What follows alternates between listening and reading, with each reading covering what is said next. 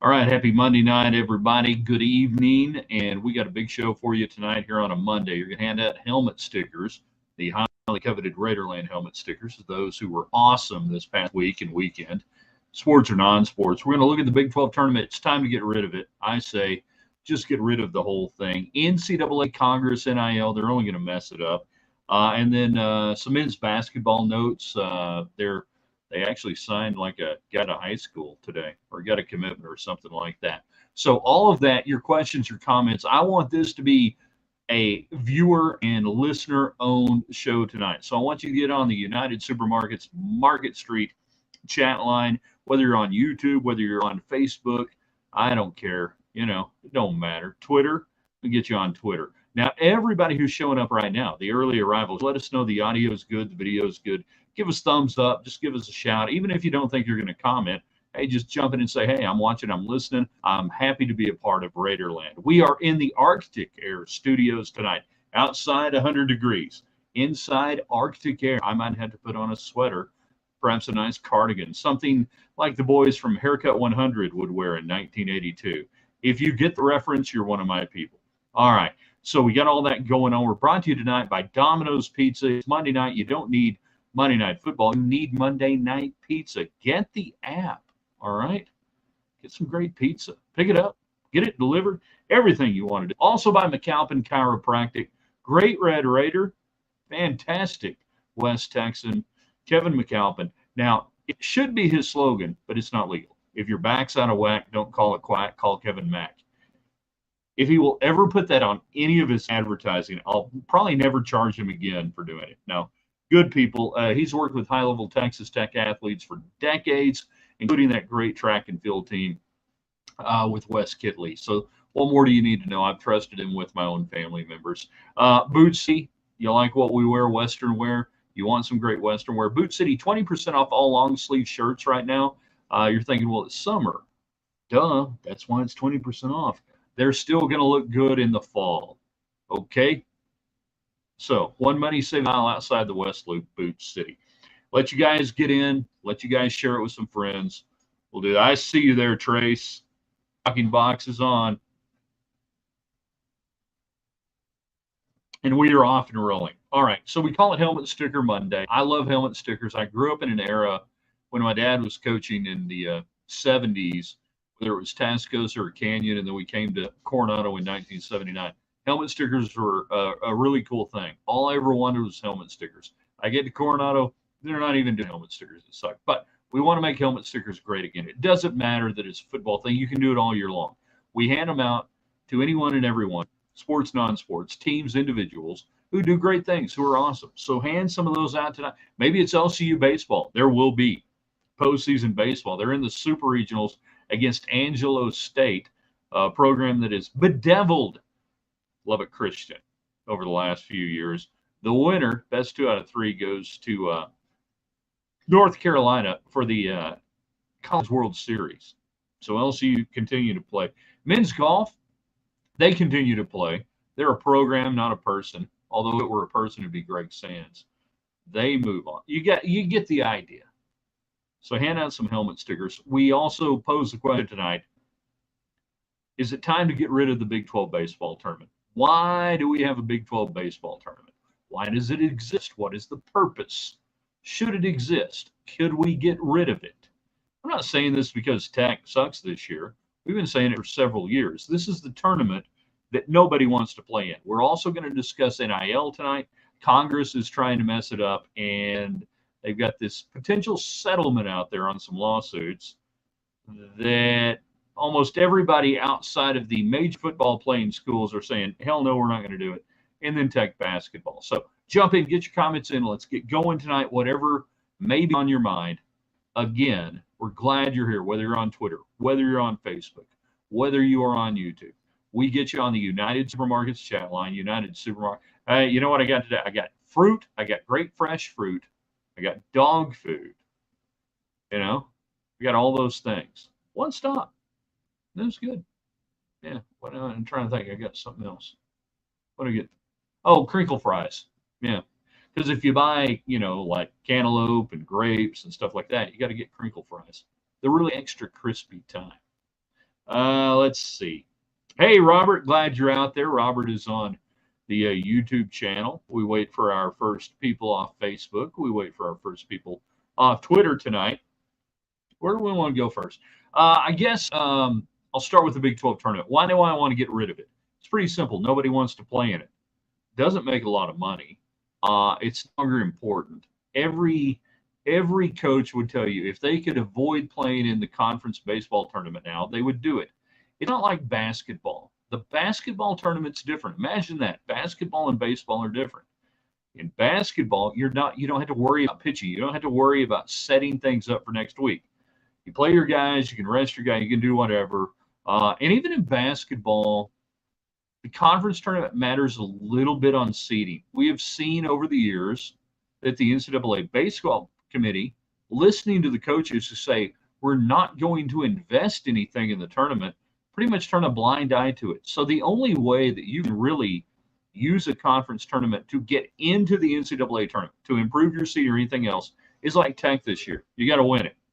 And Tech's not going to win it. You know, they got Texas tomorrow night. We did a big preview show last night. You guys got thoughts on that? If you got questions, comments, or anything else going into that game, we'd love to hear from you. But Tech's not going to win this thing. Would have to basically win 6 straight to get it. They're not. It's not going to happen. So why do we have the conference baseball tournament at the end of the season? Well, it's a vestige of days gone by. In the old days in the Southwest Conference, I don't know how many people remember this, 4 teams went to the conference tournament. That's it, 4 teams. You had a 9 and then an 8-team league in 4 teams, which was half, obviously. But 10 go now, and that's more than half. And it didn't matter much. And even Texas Tech went at least once and played in the finals and still didn't get in the NCAA tournament. I think that was a Travis Driscoll year in 92 or 3. Somebody will correct me on that. It's there. So why do we do this? Well, it doesn't make a lot of money. In fact, I'm willing to bet if you saw the real financials on it, it loses money. Well, we got to do it. The SEC does. No, you don't have to do it. The new Big 12 should just do away with it. So what could we do instead? Well, what if we change the Big 12 postseason tournament to an in-season Big 12 tournament in March? Stay with me here. Let's go to Oklahoma City. Let's go to Globe Life. Let's go there. And who did you not play this year, Texas Tech? You didn't play Kansas State. You didn't play Cincinnati. That going forward, you are going to have teams you don't play in the regular season. What if we had an in-season Big 12 tournament, if you just are desperate for that kind of thing, and you played it in March, and you made sure to match up teams that weren't going to have a 3-game series in the regular conference season. So they'd at least see each other for a game, and we do that, and we go somewhere like Arlington or like Bricktown. You know, the weather might be dicey in March there in Oklahoma City. I get it, but, you know, you can do whatever. That would be a better RPI deal than what we're doing right now. The RPI right now is kind of baked in. I know we're getting into math, and I apologize. I don't believe in math. But you would be better off playing Big 12 teams in a one-off weekend, 3 or 4 games in a little Big 12 tournament in March than you would be playing, I don't know, Gardner-Webb or Texas Southern. Let's replace those games with the Big 12 tournament in season. Will the games count towards the Big 12 title? No, they will not. Well, we've already done that. We did that a couple of years ago with Texas Tech and Oklahoma. Oklahoma and I think Oklahoma State maybe played a game or 2 outside of the conference schedule. We've already done that. So I'd say get rid of the postseason tournament. Nobody wants it. It's not worth it. Play it in season. And then this week, while everybody else is playing their postseason tournaments that nobody wants to play, you're playing the last of the regular season. You're crowning a regular season champion, and the regular season champion, based on winning percentage, will get the automatic berth into the NCAA tournament. There, we're done. We're good. All right, what do you guys think? Could you get down with that? If you're watching on YouTube, if you're watching on Twitter, if you're watching on Facebook, United Supermarkets and Market Street taking care of the comments and the chat. So jump in there. We love hearing from you. We also have helmet stickers to give out tonight. Who's been awesome? Who deserves a little, I don't know, a little recognition? You know, a little something for what they did. So yeah, he tells me the Dalai Lama. He tells me Dalai Lama. I think I'm getting stiffed on the tip, right? I did a loop for the Dalai Lama. We're playing golf. I'm caddying. The Dalai Lama is like, "I can give you any money, but I'll give you this. On your deathbed, you'll have total consciousness." So I got that going for me.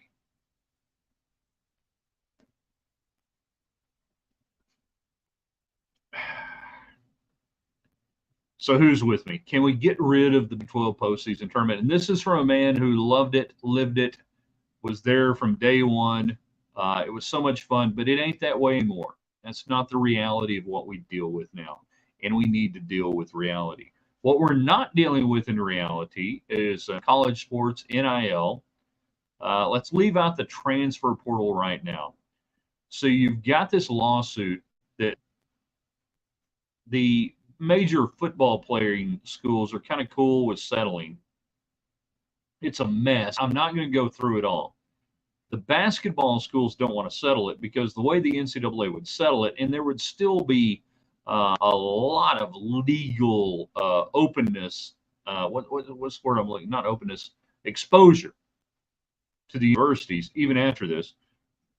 But a lot of it would fall upon the money that's given out in the NCAA tournament. Now, remember, the NCAA doesn't control the football playoff. They don't control the bowls.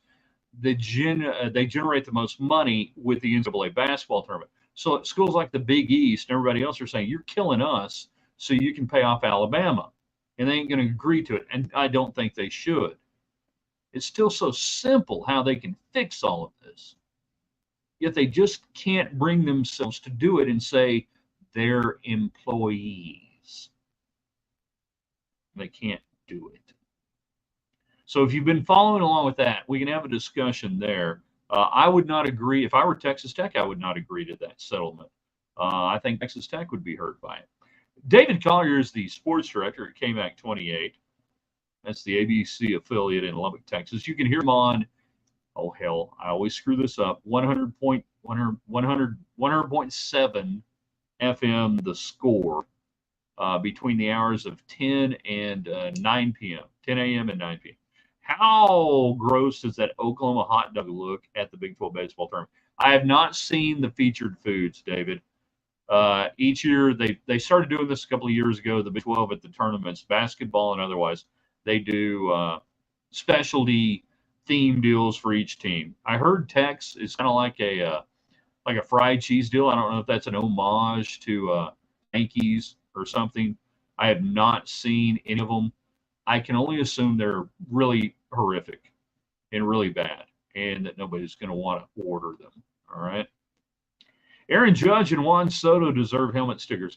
Robert, you're just a degenerate Yankee fan, and nobody cares. That's all there is to it. You get on here and you spew Yankee love. Aaron Judge, all rise, and just nobody cares. So, yeah. Juan Soto.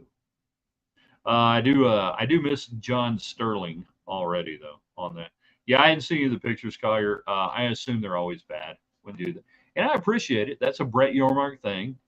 Came in, let's do some cool stuff.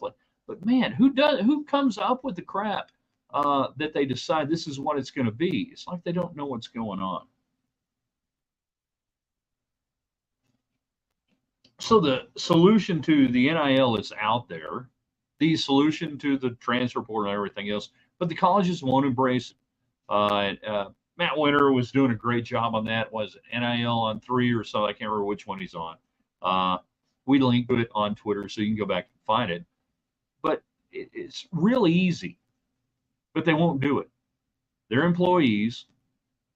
You collectively bargain with them, just like many universities collectively bargain and deal with unions when it comes to other employees on campus, even teachers and faculty in different places, that many public institutions deal with that. Okay, so you got to do that first. Now, how would you do that? Well, you could have a league that would be the Big 12 and the ACC. And if you go play for us, either conference, you're signing a contract. It's collectively bargained within these two leagues. That's all the NFL is. It's one league. It's not the UFL. It's not the NBA. It's not anything else. It doesn't cover anything else. Well, the SEC and the Big Ten could have their own contracts, and that's what you live under when you sign a deal. And either you leave the league after your contract is fulfilled, but it's collectively bargained. People have wondered, well, what about the NIL? Okay, a really good story to follow is what's going on in Las Vegas with the Las Vegas Aces. That's the WNBA team out there. If you don't know, they're really good. The Las Vegas Tourism Bureau, which has a crap ton of taxpayer money to spend, basically said, all right, we're just going to dump money for no reason to get players to come out here. Oh, well, that's just advertising, right? Robert, thank you, Ryan. Much obliged. I don't even know what I did for you, Robert. The only hot dog I'll eat is an Italian hot dog. Tell me more about the Italian hot dog. Give me more on the Italian hot dog. I want that. So we get into this idea of within college sports, what would happen? How do you just, not control an Alabama booster, giving a guy $5 million to come play at Alabama beyond his collectively bargained agreement with the school as an employee? Well, it's in place in the NFL, NBA, baseball, all of that there are stipulations when it comes to advertising agreements, and that's all the NIL is. Let's understand that right now. That's all NIL is. That there's really got to be an actual, quid pro quo, to go Latin on you. You really have to meet a certain standard that you just can't say as an entity, I'm going to pay every Kansas City Chief $1 million to sign with the Chiefs over their salary cap. You can't do that. Now, Head and Shoulders can pay, what's the quarterback's name out there in Kansas City? Godly, I can't remember his name. DeBerg. Yeah, Steve DeBerg. Craig, Dave Craig. Yeah, Dave Craig.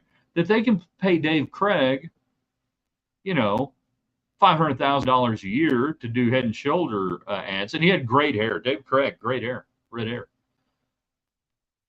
But there's got to be actually something there that you can't just have an entity, a slush fund of, say, you got an incredibly rich owner like Cam out there in is it Jacksonville or Carolina? Which one is Cam? I think it's Carolina. So let's say we've got a guy, Elvis Gerback would have killed in the NFL, San Francisco Eagles and everywhere else, NIL era. So you've got a rich owner that I can only pay, I don't even know what the salary cap is anymore, $500 million a year. But he's got another billion over here that he just says, hey, just sign with us and we'll give you an advertising deal. No, they don't do it. Yeah, Shad Khan in Jacksonville, thank you very much. So they can't do it. So what's happening in Las Vegas right now is a great case study going forward for colleges on how to manage it, that you have a CBA, collectively bargained agreement, that you have these restrictions on how you can earn outside income. Believe it or not, Patrick Mahomes has restrictions on how he can earn outside income. He can still do everything else, and he makes infinitely more per year doing that than he does for the Chiefs. So it can be done, but it requires the universities to nut up and say, yes, this is a business, they're employees, we're going to pay them, we're going to create unions, we will collectively bargain, and we will control it that way. Now, college sports is a little messy because you don't have just 30 teams. You got 100. So the way I see it is that you really see, like I said, two leagues come in concert and say, we're going to have a union between people who play in the Big Ten and the SEC, the Big 12 and the ACC. The others will have to do what they do, and it won't be pretty. But it can be done if they will admit to it. Scott Smith has jumped in on Facebook. The NIL has been a high school athlete's dream.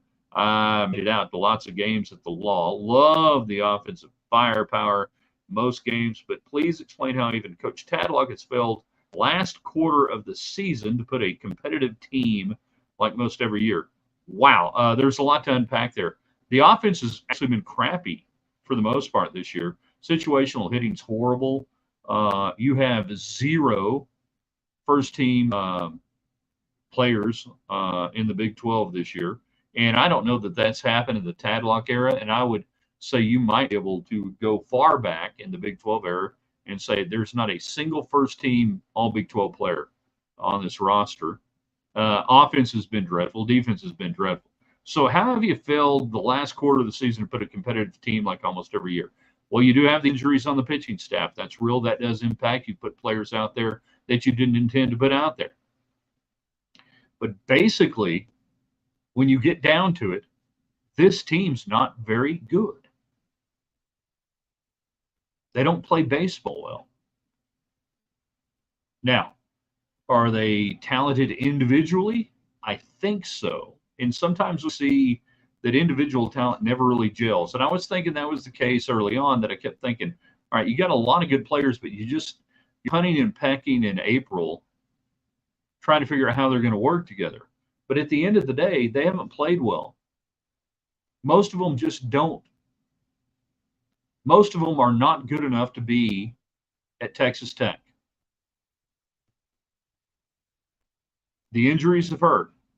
It exposed the depth, but most of these players aren't good enough to play at Texas Tech. And you're going to have to go out and get better players. Transfer portal, high school, don't know.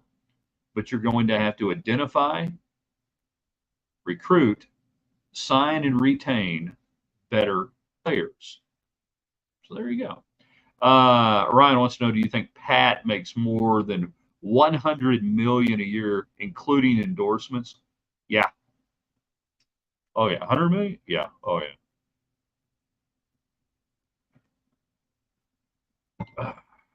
If not, he's dang close to it. And then we get into, all right, so Mahomes also has ownership in different things. We get into stock option type deals. We get into, okay, if he sold X, X, and X that he has financial fishery exposure to, what would that be worth on the open market? So from a liquidity standpoint, maybe not, but from hey, welcome to the world of Donald Trump. So maybe not just a pure liquidity deal, but yeah, he makes more than $100 million a year. I mean, Mahomes will be in 15 years like Jordan on steroids, like the athletes that came up in the 80s and 90s, and then the 2000s, and then the athletes had made enough money finally to get into ownership positions and leverage that into ownership. Mahomes in 15 years, 20 years will be able to buy an NFL franchise on his own if he wants to. Finally, freaking Robert Delgado. Oh, Yankees win. Oh, Yankees win. Italian hot dog, 2 deep fried franks. Hold on, potatoes and ketchup? So he'll own a NASCAR team. That's funny, Chris. Like, hold on, potatoes, like chopped, diced potatoes or anything? I don't want anything to that. Potatoes? It's not a bun, but a large pita-like piece of bread with all the content on it. I'm good with you until we get to the potatoes. I think I'd rather have a Chicago dog, pickle slice, a couple of tomatoes, a little bit of the green relish, bright green relish. I think I'd rather do that. Mahomes and a NASCAR team. Yeah, no. What a weak fight last night between Ricky Stenhouse Jr. and Kyle Busch. Although, if you'd gone back 15 years ago, there were a lot of us who would have enjoyed seeing that fight. But Come on, it's a non-points exhibition all-star race. Two, somebody grab a tire iron. All right, if we're gonna have, it's not a non-points race, it's a non-points race, so you're not going to get suspended for anything. It's not a real race. So somebody hit somebody upside the head with an iron. Use a weapon. It's the all-star race. Both of them should probably get bonuses from NASCAR for making people care about a race that Joey Logano led every lap but one in the all-star race. Joey freaking Logano. Bless NASCAR's heart. Explain the NASCAR fight. What was the who was that little short guy? Ricky Stenhouse Jr. And his dad got in it. The older guy in it, that's Ricky Stenhouse, who was NASCAR driver, part-time stuntman. He'll wear your ass out. And he jumped in there. He's feeling it today, maybe a little. They should pay him extra to fight. You should get a bonus every time there's a fight in NASCAR because God knows the racing sucks. Horrible. Horrible. Yeah. Okay. The little short guy, David, he's taller than you. All right. Ricky Stenhouse Jr., he's taller than you. Well, that was uncalled for. I apologize for that. Shouldn't have done that. That was really wrong. I apologize right now. Does anybody agree with me, by the way, on ending the Big 12 baseball tournament and doing it in season in like March at some point? That it would be better for the RPI, that we don't have to worry about this thing at the end of there. Anybody with me on this? Maybe not. I don't know.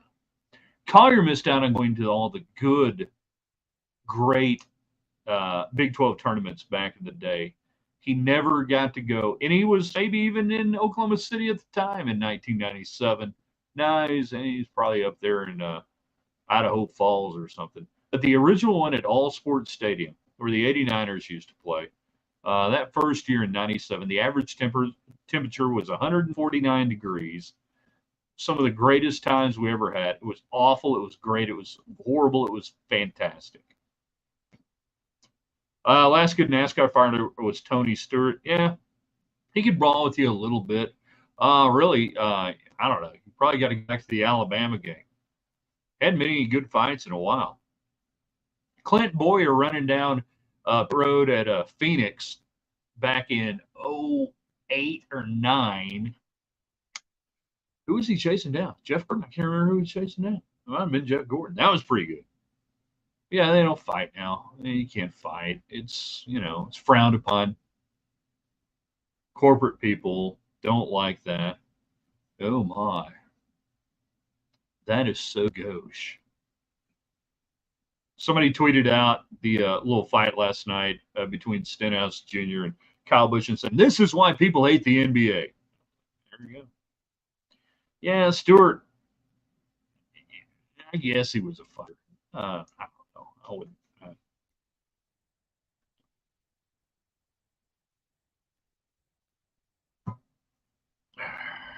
I miss NASCAR. I truly do. I was at a wonderful couple shower for a dear friend of mine, daughter of a really good friend of mine, but she's 30, so she's not like a kid. Anyhow, it's a group of guys who used to go to the NASCAR races together, and we were just bemoaning the fact of where NASCAR is now and everything else. It's not compelling. It's not good. The racing's bad. The aero packages are bad. The mechanical grip is bad on the cars. The drivers are not bad. The drivers are great drivers. I would love to see them drive a great car. But everything is just suck the life out of NASCAR. You go back to 2008, 2010, 2011, you see this steady decline. And it's like a cautionary tale to a lot of sports that if you don't take care of the people who love you and you go off in search of a fan base that you covet that will never covet you, this is what happens. Hi there, so many other sports. Hi there, Major League Baseball.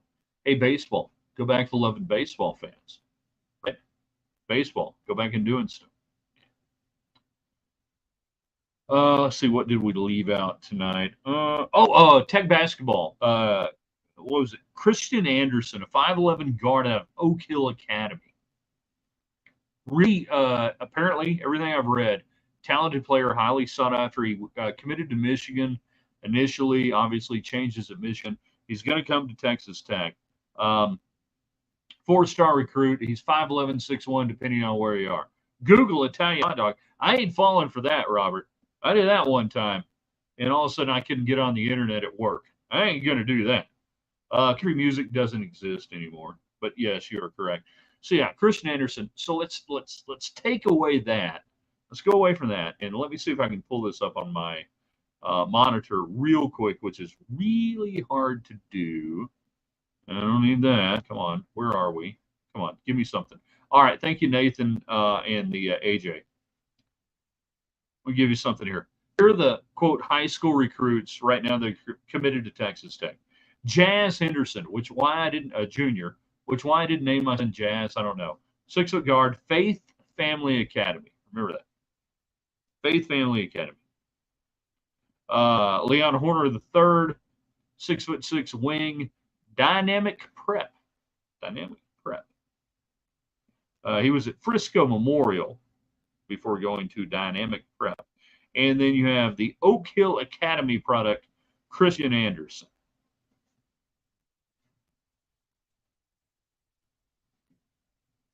"10 years from now, you're not going to see a single high-level basketball player, maybe football player, and probably baseball player come out of a general high school.